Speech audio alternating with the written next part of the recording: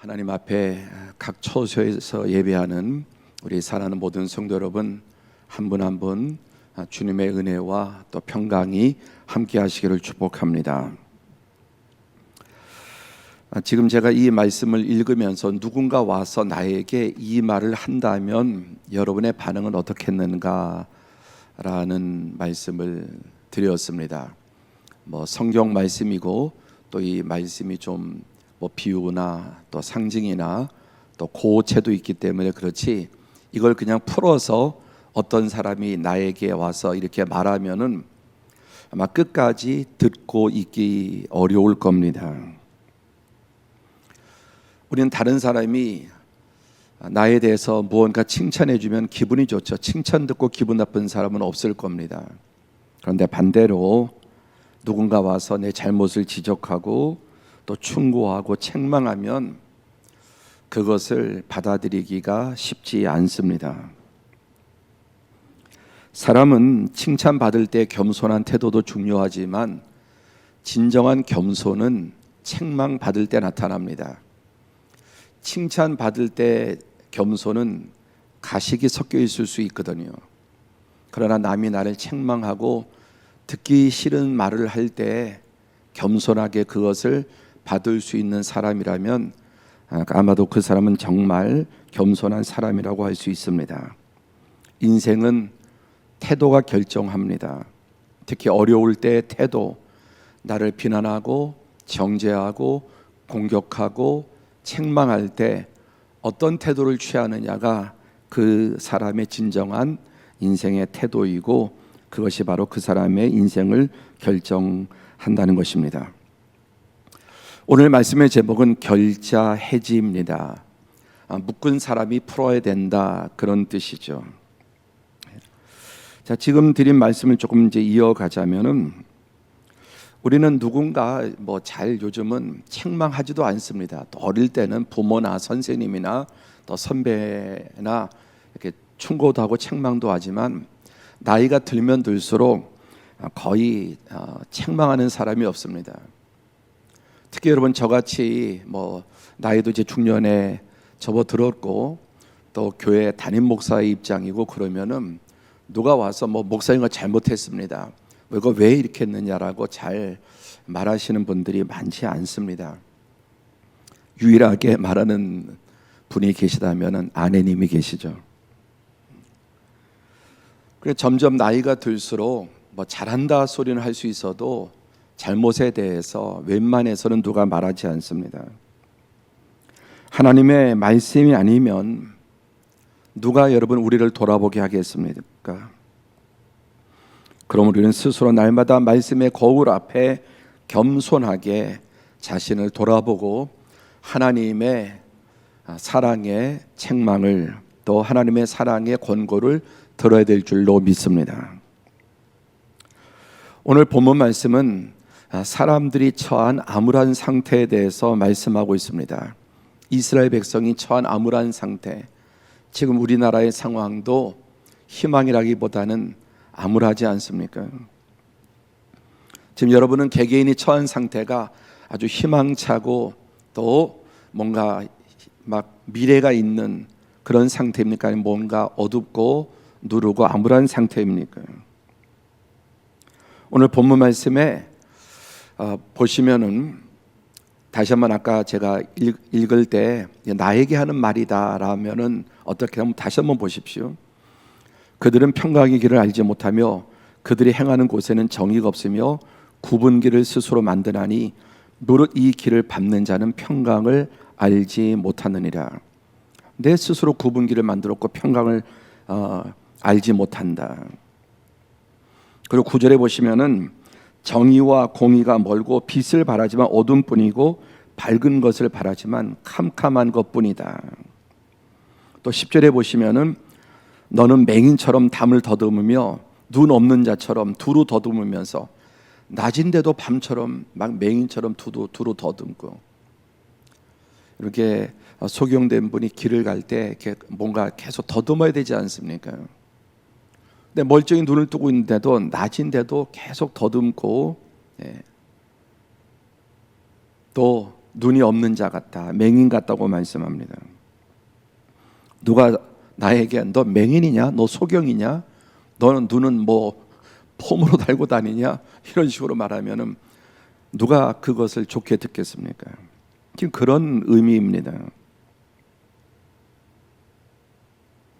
그 다음에 또 11절에 보면 곰같이 부르짖고 비둘기같이 슬피 울어도, 곰은 화를 내는, 맹렬히 분노하고, 또 비둘기는 너무 구슬프게 뭔가 울고 구해도 하나님의 도우심과 응답이 없다고 말씀합니다.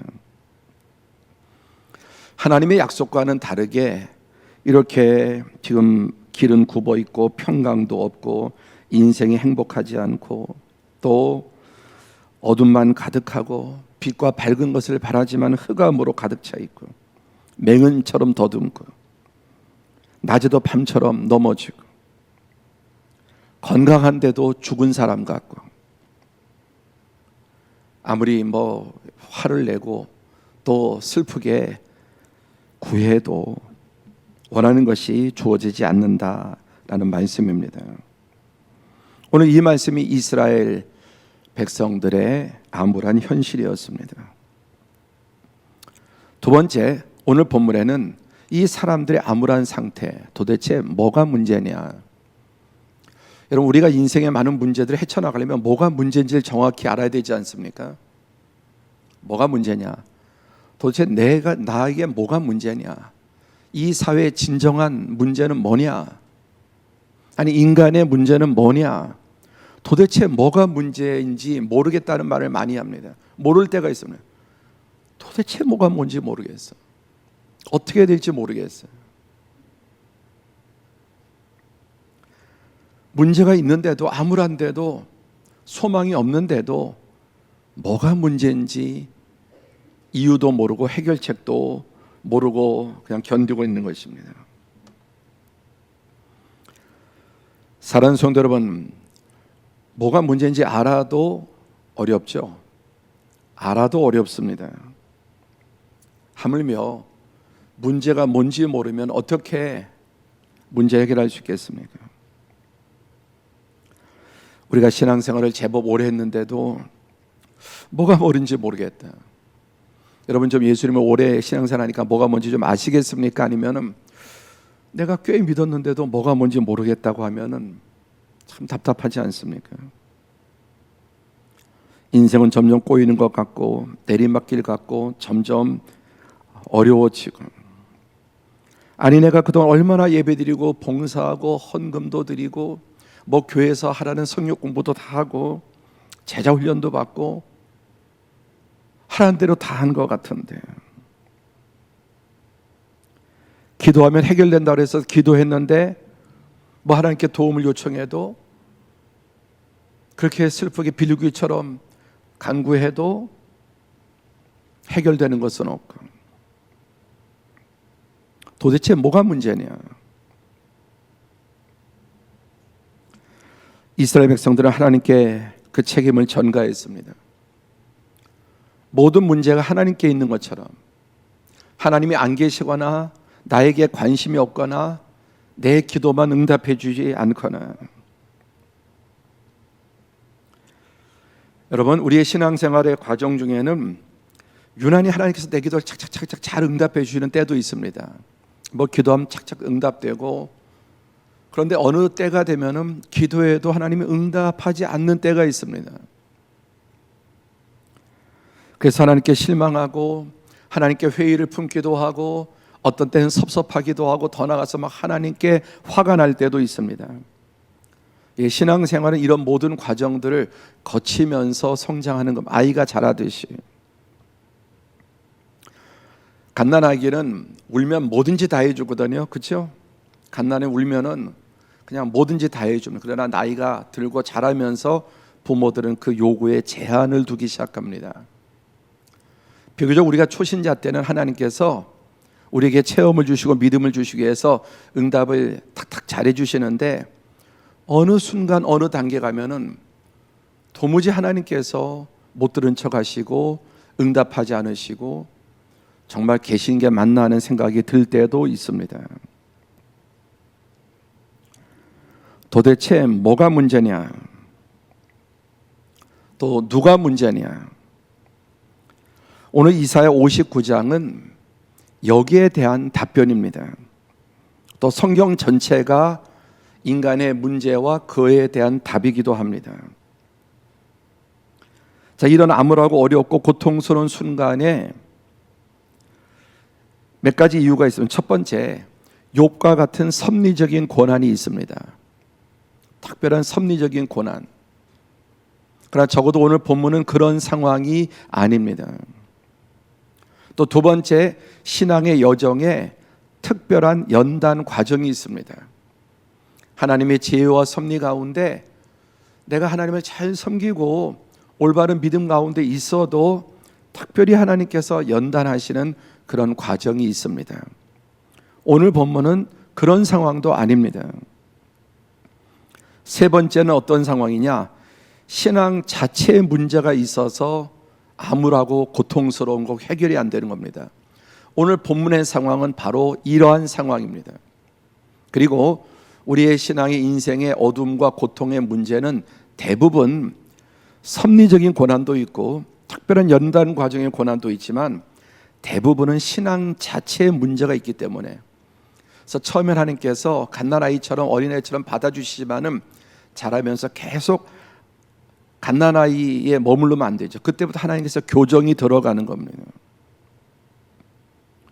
오늘 이스라엘 백성의 이런 암담하고 고통스러운 문제는 그들의 신앙 자체에 문제가 있기 때문입니다. 한번 같이 해보실까요? 신앙 자체의 문제. 중요한 말입니다. 그냥 하나님만 믿으면 다 되는 게 아니에요. 하나님은 잘못 믿을 수 있습니다. 아니, 의외로 신앙 자체에 문제가 있는 신자들이 많습니다. 오늘 이스라엘도 그러니까요.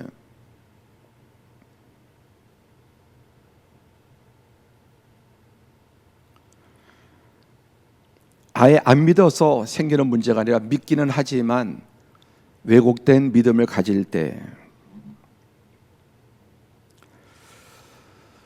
지금 여러분 아시다시피 대면 예배를 강력하게 주장하는 교회와 또 목회자들도 계시죠. 대면 예배를 강행해야 된다. 이건 아주 불공평하다. 물론 그런 교회와 또 그런 목사님들 가운데 예배를 목숨처럼 소중히 여기고 목에 칼이 들어와도 하나님께 예배드려야 된다는 그런 진정성을 가진 분들이 많습니다. 그냥 많은 분들이 또 그런 것에 대해서 뭐 헌금 줄어서 막 그렇게 예배드리려고 한다, 그렇게 함부로 판단해서는 안 될 것입니다.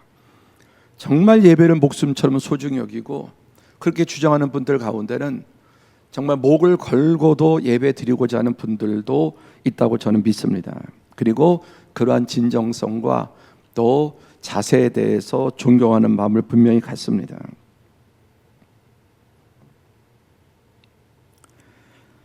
제가 함께하는 어떤 그룹에 한 목사님이 그렇게 글을 올렸습니다. 정부가 교회를 잡으려고 탄압을 한다. 교회를 죽이려고 잡으려고 탄압을 한다. 제가 웬만하면 조용히 있겠는데, 아유 목사님, 교회 잡으려고 탄압하는 게 아니고 코로나 잡으려고 그러겠죠. 그냥 그렇게 넘어가고 말았습니다. 코로나 잡으려고 그러는 거죠. 교회 잡으려고. 근데 만약에 여러분 코로나가 끝났는데도 계속 이렇게 한다면은 저는 목숨 걸고 싸울 것 같습니다. 코로나 끝났는데도 이런 식으로 한다면 그건 진짜 탄압이죠. 지금 당국은 코로나를 어떻게든지 잡겠다고 하는 거예요. 잡으려고 하는 거고, 또 입장을 바꿔놓고도 내가 만약에 그런 자리에 있다면은 정말 기도해주고 지혜롭게 자라도록 격려해야 되겠죠. 여러분 어떠십니까? 여러분 코로나 끝났는데도 계속 교회에 못 모이게 하면 여러분은 가만히 계시겠습니까? 아마 대부분 그렇지 않을 겁니다. 실제 이렇게 강력하게 거리를 두니까 그래도 지난 한 주간 좀 많이 좋아져서 다행입니다. 여러 형평성과 불공평의 문제가 있는 것도 사실입니다. 그러면 형평성이 좀 떨어지면은 형평성이 떨어진 불이익을 감수해야 될 곳이 교회가 아닐까요? 다른 곳과 비교해서 교회가 좀 더 불공평을 당한다면은 그래도 교회가 불공평을 당하는 게 제일 낫지 않을까요?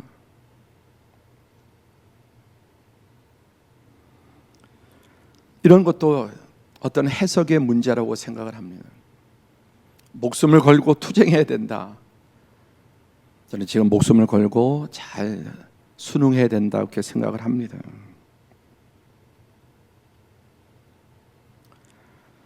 신앙관 자체가 잘못되어 있으면은 우리가 아무리 예수님을 열심히 믿고 목숨을 걸어도 잘못된 길을 갈 수 있습니다. 자, 본문 이사야 58장이 이제 좀 앞부분인데 2절에서 5절의 말씀을 보시면 오늘 59장은 이 58장에서 이미 제기된 문제에 대한 답이기도 합니다. 우리 한번 교독하시겠습니다. 그들이 날마다 나를 찾아 나의 길 알기를 즐거워함이 마치 공의를 행하여 그의 하나님의 규례를 저버리지 아니하는 나라 같아서 의로운 판단을 내게 구하며 하나님께 가까이 하기를 즐거워하는도다. 3절 우리가 금식하되 어찌하여 주께서 보지 아니하시오며 우리가 마음을 괴롭게 하되 어찌하여 주께서 알아주지 아니하시나이까. 여기 보십시오. 그들이 날마다 나를 찾아와서 나의 길을 알기를 즐거워요. 날마다 예배드린다는 말씀입니다. 나의 길을 알기를 즐거워한다. 성경 공부한다는 말씀입니다. 그리고 하나님의 규례를 저버리지 아니하는 나라 같아서 의로운 판단을 내게 구하고 하나님께 가까이 하기를 즐거워한다.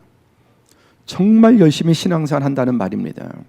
더 나아가서 금식합니다. 열심히 금식합니다. 오늘 본문의 이 상황에서는 금식이라는 말씀이 많이 나오거든요. 이런 금식은 웬만해서 할 수 있는 게 아니지 않습니까? 그런데 이들은 금식을 자주 하고 날마다 하나님을 찾고 열심히 성경 공부하고 또 하나님의 뜻을 구합니다. 그런데 3절 보십시오. 그런데 어찌하여 주께서 보지 아니하시오며 우리의 마음을 괴롭게 하되 어찌하여 주께서 알아주지 아니하시나이까. 한마디로 이렇게 열심히 신앙생활하고 헌금도 하고 성경 공부도 하고 제자 훈련도 하고 셀 목장도 모이고 교회 봉사란 봉사 앞장서서 하고 그런데 아니 금식도 이렇게 하는데 그렇게 열심히 매달려서 간절히 기도하는데 왜 알아주지 않습니까? 왜 하나님 응답하지 않습니까?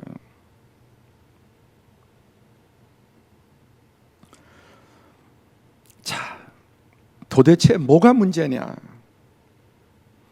여러분, 진정성도 중요하지만 진정성보다 더 중요한 것은 사실성이에요. 내가 아무리 진정한 마음으로 진실한 마음으로 열심을 내도 사실에 어긋나면은 잘못된 겁니다. 그러니까 사실과 팩트와 진정성이 일치할 때 힘이 있는 거지, 사실에 어긋난 진정성은 아무리 내가 전심을 다해도 오히려 더 역효과고 부정적인 결과를 가져올 수 있습니다.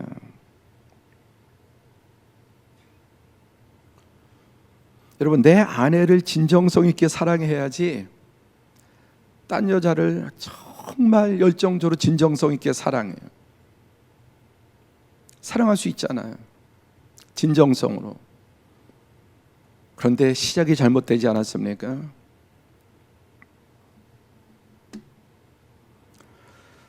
자, 문제가 무엇입니까? 우리 1절, 2절에 답이 있습니다. 함께 봉독하죠. 시작.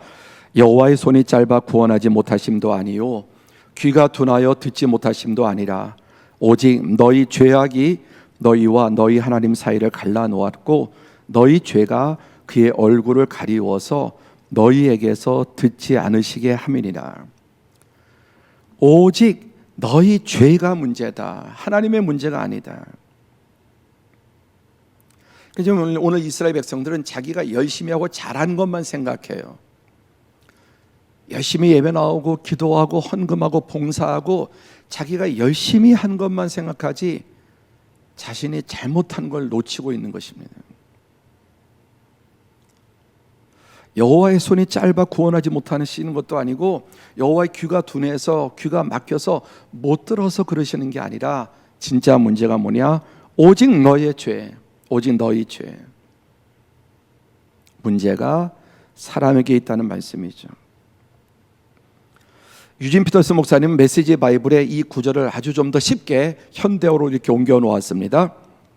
보아라, 들어라. 하나님의 팔은 잘리지 않았다. 여전히 구원하실 수 있다. 하나님의 귀도 막히지 않았다. 여전히 들으실 수 있다. 하나님의 편에는 아무 문제도 없다. 문제는 너희에게 있다. 너희의 삐뚤어진 삶이 너희와 하나님 사이를 갈라놓았다. 그 사이에 죄가 있기에 그분이 듣지 않으시는 것이다. 하나님 편에는 아무 문제가 없고 문제는 너희에게 있다고 말씀하십니다. 그 문제가 뭡니까? 아까 그들은 잘하는 것만 이렇게 막 하나님 앞에 나열하지 않았습니까? 자, 이제 하나님께서 그들의 문제를 말씀하세요. 이들은 막 금식하는 것을 이렇게 자랑하는데 하나님 말씀 들어보세요. 보라, 너희가 금식하면서 논쟁하며 다투며 악한 주먹으로 치는도다. 금식하면서 논쟁하고 다툽니다. 예배드리고 다툽니다. 성도들과 다툽니다. 가정에서 다툽니다. 싸웁니다. 그 악한 주먹으로 칩니다. 너희가 오늘 금식하는 것은 너희의 목소리를 상달하게 하려는 것이 아니니라. 이런 말씀. 너 왜 금식하는데? 너 예배 왜 드리는데? 너희가 금식하는 것은 네가 요구하는 걸 얻어내기 위한 무슨 노조의 투쟁 같은 게 아니라는, 악한 어떤 때를 쓰는 것이나 투쟁이 아니라는 겁니다. 너희가 금식하는 것은 내 자신을 죽이려고 하는 거지, 그 금식을 가지고 하나님 앞에 우선 단식 투쟁하듯이 그렇게 네가 원하는 거를 얻으려고 하는 게 아니라는 말입니다. 금식은 신앙인이 할 수 있는 가장 어렵고 또 강력한 신앙의 행위인데, 그게 의미가 뭐냐면은 가장 강력하게 자기를 죽이겠다는 태도입니다. 근데 금식을 가지고 마치 밥 안 먹어, 뭐 해줄 때까지 밥 안 먹으려고 단식 투쟁하듯이 한다는 말씀입니다. 여기 보세요. 5절에 이것이 어찌 내가 기뻐하는 금식이 되겠으며 이것이 어찌 사람이 자기의 마음을 괴롭게 하는 날이 되겠느냐. 여기 어찌 그게 금식을 하겠느냐. 다시 말해서 인간이 할 수 있는 최상의 신앙생활과 하나님 앞에 가장 어려운 헌신을 해도 도대체 그거 왜 하는데? 네 요구사항 관철시키려고 얻어내려고 하는 것이냐? 기본적으로 금식은 하나님을 꺾기 위해서가 아니라 나를 꺾고 죽이기 위해서 하는 겁니다. 나머지도 마찬가지예요. 그러니까 베옷을 입고 막 재를 깔고 금식하는 게 어찌 그런 금식을 내가 받겠느냐. 여기 5절의 끝에 하나님의 답답하심이 있지 않습니까? 신앙의 목적도 그것이 금식이라 할지라도 왜곡이 되었다고 말씀하시는 것입니다. 그럼 하나님이 원하시는 것이 무엇입니까? 첫째, 하나님과의 관계에서 왜곡된 신앙을 고쳐야 돼요. 또 신앙과 생활이 분리된 이중성. 한편으로는 금식하면서 예배드리고 성경 읽고 날마다 묵상하고 그러면서 한편으로 다투고 싸워요. 이게 이중성이에요. 신앙과 생활이 너무나 달라요. 하루를 기도로 경건하기 시작했는데 그 다음부터는 너무나 다른 삶을 사는 거예요. 물론 우리는 평생 이것이 완전히 이칠될 수는 없죠. 연약한 인간, 유한한 인간이 죽는 날까지 우리의 믿는 것과 아는 것이 완전히 이칠될 수는 없습니다. 그런데 문제는 달라도 너무나 다른 거죠. 두 번째, 동일하게 하나님과 관계뿐만 아니라 동일하게 이웃과의 관계, 이웃과 맺힌 관계를 풀어야 합니다. 원수도 사랑하라고 하셨는데 형제도 미워해요.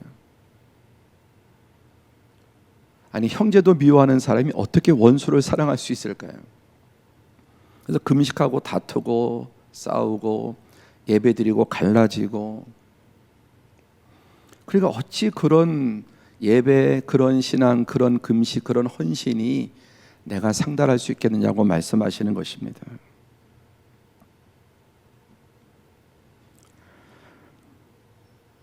예수님을 믿으면 믿을수록, 또 나이가 들면 들수록 좀 더 부드러워지고 더 유연해지고 더 관대해지고, 하나님의 말씀을 따라서 그렇게 우리가 바뀌어가야 되지 않습니까? 마태복음 5장 23절 24절에 그러므로 예물을 제단에 드리려다가 거기서 내 형제에게 원망 들을 만한 일이 있는 것이 생각나거든. 24절 우리 다 함께 우리 가정에서도 봉독해 주시겠습니까? 시작. 예물을 제단 앞에 두고 먼저 가서 형제와 화목하고 그 후에 와서 예물을 드리라. 예물을 드리다가, 예배를 드리다가, 심지어 예배를 드리려다가 먼저 형제에게 원망 듣고 관계가 틀어진 게 생각나거든.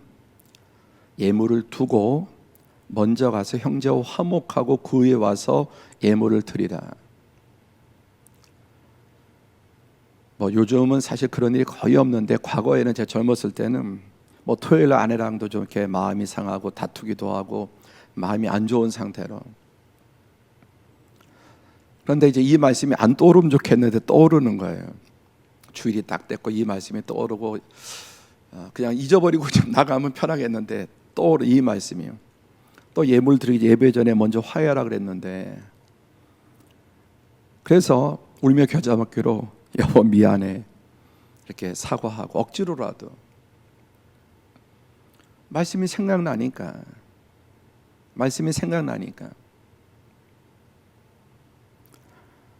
여러분, 이 말씀이 늘 저와 우리에게 생각나기를 축복합니다. 마태복음 18장 35절에 너희가 각각 마음으로부터 형제를 용서하지 아니하면 나의 하늘 아버지께서도 너희에게 이와 같이 하시리라. 너희가 중심으로 정말 마음으로 형제를 용서하지 않으면 너희 하늘 아버지께서도 너 용서하지 않으실 것이다. 우리가 늘 암송하는 잘 알고 있는 주기도문, 우리가 우리에게 죄 지은 자를 사하여 준 것 같이 우리 죄를 사하여 주옵시고. 맨날 암송하고 어릴 때부터 떨떨떨떨 암송하고, 그럼 뭐합니까? 여러분 죄송합니다. 관세음보살 나무아빌 타빌이나 우리가 우리에게 죄 지은 자를 사하여 준 것 같이 우리 죄를 사하여 주옵시고 용서하지 않으면, 행하지 않으면 무슨 차이가 있습니까? 공연불이나 주기도문이나 차이 없습니다. 그거 외운다고 능력이 있는 게 아니지 않습니까?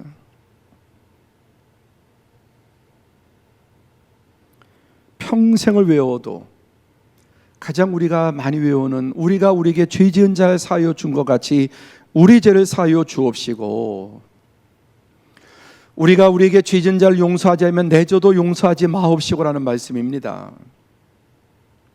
백날 암송하면 뭐합니까? 효과 없게는 공연불이나 다를 바가 없는 것입니다. 행함이 없는 주기도문은 주문에 불과한 것입니다. 우리가 사법적이고 형사적인 죄는 아니더라도 하나님 앞에 오히려 더 큰 죄가 있을 수 있습니다. 그러니까 지난주에 관계를 풀어야 풀린다는 말씀을 전했죠. 관계, 하나님과의 관계, 이웃과의 관계, 이것이 풀려야 합니다. 그리고 비뚤어진 물질의 관계, 이런 것도 풀어야 되는 것입니다. 그것이 설사 타인의 잘못이라 해도 용서하고 풀지 않으면 결국 그것이 나를 묶고 나를 막히게 하는 것입니다. 한번 같이 하겠습니다. 꼭 따라서 하시기 바랍니다. 관계가 안 좋은 사람은 신앙이 안 좋은 사람이다. 절대로까지 하셔야 돼요. 자, 다 이어보겠습니다. 관계가 안 좋은 사람은 신앙이 안 좋은 사람이다. 절대로. 종교인이지 진정한 신앙인이에요. 관계를 잘 풀고 용서하고 관계를 또 아름답게 맺는 사람이 진정한 성숙한 신앙인입니다. 마태복음 23장 24절에 예수님께서 이 바리새인들을 뭐라고 책망하십니까? 맹인의 인도자여 하루살이는 걸러내고 낙타는 삼키는도다. 뭐가 더 중요한지를 모르는 거예요. 정말 하나님 앞에서 중요한 거는 하루살이처럼 걸러내고 하나님 앞에 별거 아닌 것에 민감하고 그것을 중시해요. 하나님 보시기에 하루살이 같은 거는 낙차처럼 여기고 하나님 보시기에 낙타처럼 큰 거는 하루살이처럼 여린다는 말이에요. 그러니까 하나님의 관심과 다른 겁니다. 하나님의 관심이 뭡니까? 하나님 사랑, 이웃 사랑하고 풀고 용서하고 화해하고 화목하게 하는 것입니다. 지난주 설교의 결론은 이 모든 것에 나만 풀면 된다는 겁니다. 하나님은 이 모든 것들을 다 풀어놓으셨습니다. 그러니까 나만 풀면 되는 거예요. 아니 상대가 안 풀려도 내가 풀고 내가 그냥 기도하고 기다리면 되는 것입니다. 자, 오늘 이 말씀 앞에 이스라엘 백성이 어떻습니까? 첫 번째, 사람들의 암울한 상태를 말씀드렸죠. 두 번째, 도대체 문제가 뭐냐? 죄 문제다. 하나님의 문제가 아니라 사람의 문제다. 그리고 그들의 정말 중요한 것을 놓치고 아무리 금식하고 별의별 종교 행위를 해도 하나님이 중시하시는 것 삶에서 풀지 않으면 금식을 해도 뭐 어떤 일을 해도 아니 아들을 번제로 드릴지라도 하나님께서 그거 기뻐 받지 않으신다는 말씀입니다. 이러한 말씀 앞에 세 번째, 백성들의 반응은 죄를 인정하고 회개했습니다. 할렐루야. 제가 처음에 이 말씀을 읽으면서 누군가 나한테 와서 지금 이런 말을 한다면은 우리 기분이 어떻겠는가? 이게 하나님의 말씀이 아니고 다른 사람이 또는 내 밑에 사람이 옆에 동료가 이런 식의 말을 나에게 하면은 화가 나지만 반발심이 들지만 좀 꾹 누르고 곰곰이 정말 솔직하게 생각해보고 맞아, 내가 잘못했어, 용서해줘, 내가 정말 노력할게, 이렇게 할 사람이 여러분 얼마나 될까요?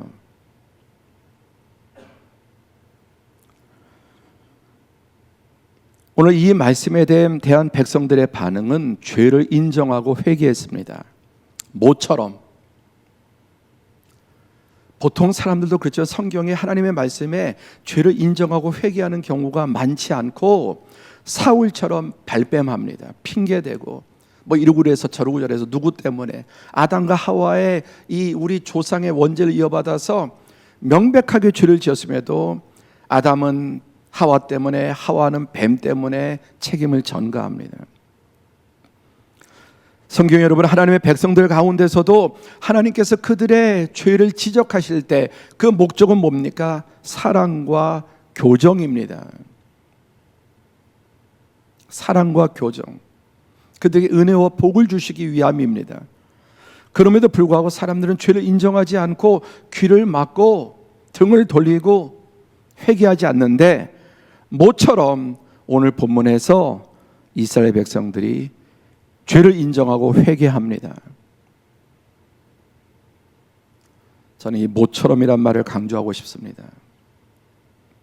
일상에도 신앙에도 정말 하나님의 이 말씀 앞에 가슴을 치면서 인정하고 회개하는 사람들이 많지 않기 때문입니다. 그러나 저는 오늘 이 말씀을 듣는 우리 사람 모든 성도들이 이스라엘 백성처럼 내 문제를 인정하고 회개하는 은혜가 있기를 축복합니다.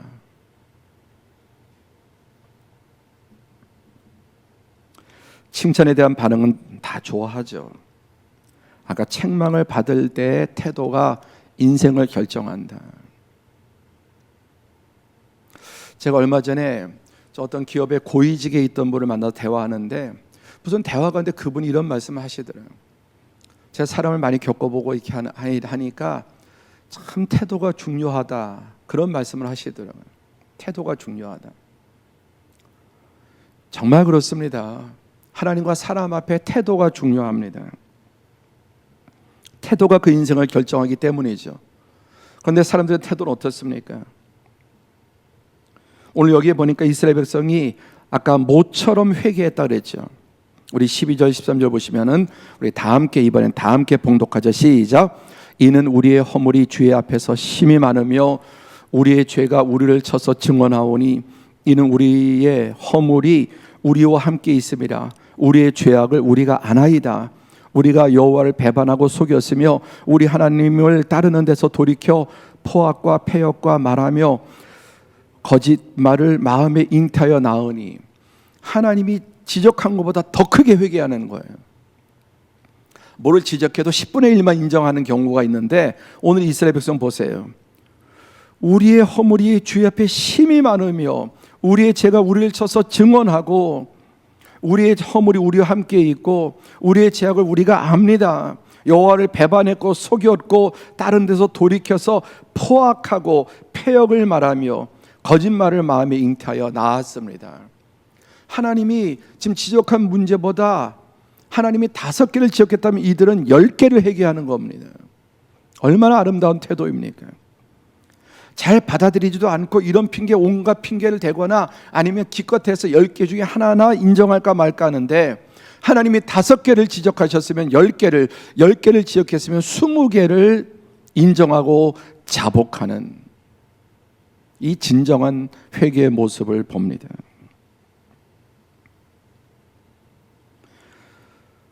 잘못에 대해서 잘못을 인정하지 않는 사람들이 있죠. 두 번째는 말로만 잘못을 인정합니다. 우리 자녀들도 키울 때 알았어요, 알았다고요. 그러고 나중에 화를 내요. 그게 안 건가요? 잘못을 지적하면 알았다고 그래. 그러면서 화를 내는 아이들이 있죠. 그 전혀 말로만. 그 다음에 더 나쁜 경우는 잘못과 책임을 전가합니다. 너는 잘하냐? 뭐 이런 식으로. 부부싸움에 듣기 많으죠. 당신은 뭘 잘했다고. 자기 잘못 지적하면 그것만 일단 생각하면 될 텐데 인정하지 않고 당신은 더하지 않냐. 이러면 점점 문제가 커지는 것이죠. 드문 경우 잘못을 회개하고 돌이키는 것입니다. 아까 말씀드린 많지 않습니다. 성경에도 많지 않아요. 우리 주변에도 그렇게 많지 않습니다. 그러나 오늘 이들은 여러분 하나님이 지적하신 것보다 더 깊이 강하게 많은 것을 드러내놓고 회개를 합니다.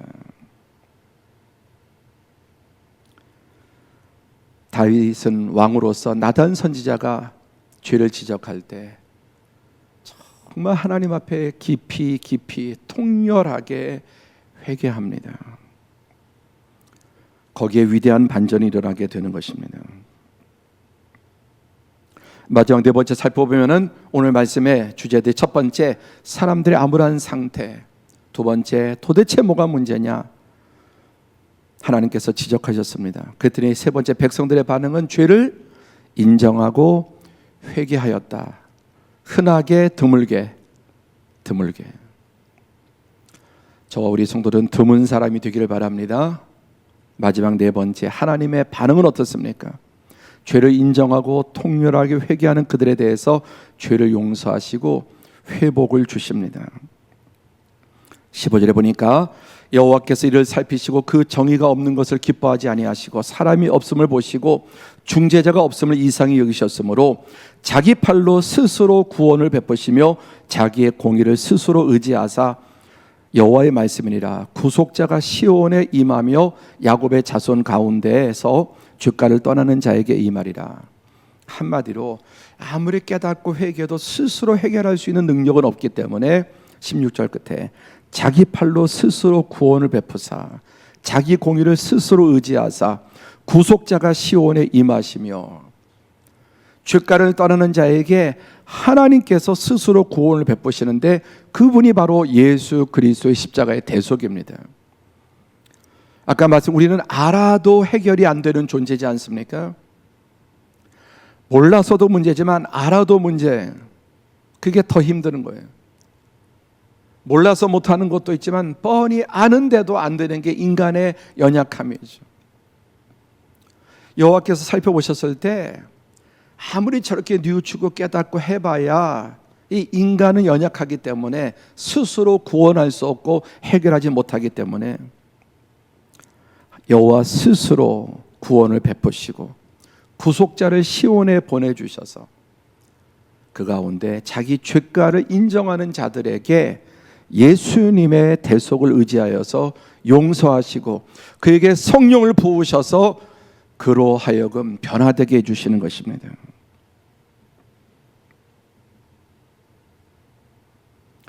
이사야 55장 7절에 악인은 그 길을 불의한 자는 그의 생각을 버리고 여호와께로 돌아오라.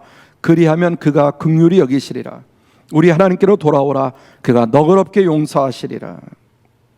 사랑하는 성도 여러분, 우리 하나님 역사상 단 한 번도 회개하는 자를 거부하신 적이 없습니다.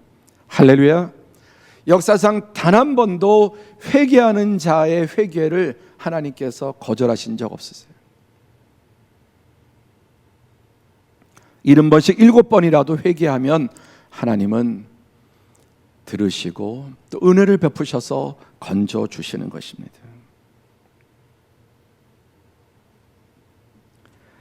자, 이렇게 죄를 회개하고 인정하고 회개하는 자들에게 이제 하나님께서 어떤 은혜를 베풀어 주십니까? 우리 58장 6절부터 12절 우리 한 절씩 교독하겠습니다.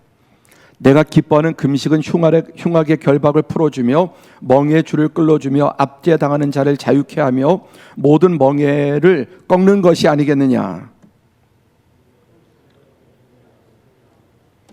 유리하는 빈민을 집에 들이며 헐벗는 자를 보면 입히며 또 내 곤욕을 피하여 스스로 숨지 않은 것이 아니겠느냐. 그리하면 내 빛이 새벽같이 비칠 것이며 내 치유가 급속할 것이며 내 공의가 내 앞에 행하고 여호와의 영광이 내 뒤에 호위하리니 내가 부를 때에는 나 여호와가 응답하겠고 내가 부르짖을 때에는 내가 여기 있다 하리라. 만일 내가 너희 중에서 멍에와 손가락질과 허망한 말을 제하여 버리고 줄인 자에게 내 심정이 동하며 괴로워하는 자의 심정을 만족하게 하면 내 빛이 흑암 중에서 떠올라 내 어둠이 낮과 같이 될 것이며 여호와가 너를 항상 인도하여 메마른 곳에서도 내 영혼을 만족하게 하며 내 뼈를 견고하게 하리니 너는 물된 동산 같겠고 물이 끊어지지 아니하는 샘 같을 것이라. 우리 11절 우리 말씀기도학교 해마다 선교 나가고 봉사할 때 우리 주제 찬송께 많이 불렀던 찬양이죠. 여호와가 너를 항상 인도하여 메마른 곳에서도 내 영혼을 만족하게 하며 내 뼈를 견고하게 하리니 너는 물된 동산 같겠고 물이 끊어지지 아니하는 샘 같을 것이라. 무조건 아닙니다. 조건절이에요. 이 앞에 계속 지금 하나님의 말씀, 이중적인 신앙생활이 아니라 잘못을 회개하고 하나님의 은혜를 구하고 말씀과 삶이 일치되려고 노력할 때 그런 사람에게 이러한 은혜를 주시고 마지막 자녀들에게도 어떤 은혜를 주십니까? 12절 다 함께 시작. 내게서 날 자들이 오래 황폐된 곳들을 다시 세울 것이며 너는 역대 파괴된 기초를 쌓으리니 너는 일컬어 무너진 데를 보수하는 자라 할 것이며 길을 수축하는 하여 거할 곳이 되게 하는 자라 하리라. 메마른 곳에서도 샘을 돋게 해주시고 물된 동산 같고 물이 끊어지지 않은 샘 같을 뿐만 아니라 너의 자녀들 후손들에게도 하나님께서 은혜를 주시는 것입니다. 말씀을 정리합니다. 오늘 말씀에 결자 해지 묶은 자가 풀어야 된다. 문제는 나한테 있고 답은 하나님께 있습니다. 하나님 이미 예수 그리스도 십자가상에서 다 이루었고 다 풀어놓으셨습니다. 하나님 이미 푸셨으니 나만 풀면 되는데 그게 무엇입니까? 회개하는 것입니다.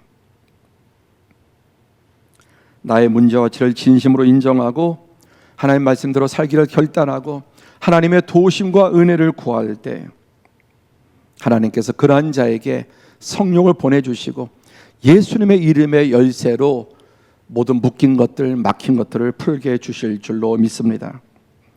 사랑하는 성도 여러분, 이사야서는 전체 66장입니다. 지난주도 이사야 말씀, 오늘도 다음 주도 이사야 말씀을 이어갈 텐데요. 이사야는 66장이고 66권 성경의 축소판입니다. 오늘 이제 주일 예배 끝났다고 오늘 빨리 끝하고 여러분 모든 걸 접지 마시고 좀 점심 때까지 한번 성경을 이사야를 58장부터 66장까지 10장이 안 되죠. 한번 꼭 예배 마치고 혼자나 부부나 가족과 함께 읽어보시기 바랍니다. 그리고 다음 주에는 1월 전체 또 금년 전체 말씀의 결론입니다. 놀라운 축복의 말씀이 선포될 것입니다. 그래서 오늘은 이사야 58장부터 66장까지 한번 이어서 다 읽어보시고 다음 주 한 주간 이사야 66장까지인데 하루에 한 10장꼴로 이렇게 읽어보시고 오시면 다음 주일 역대급의 축복의 은혜의 말씀을 주실 줄로 믿습니다.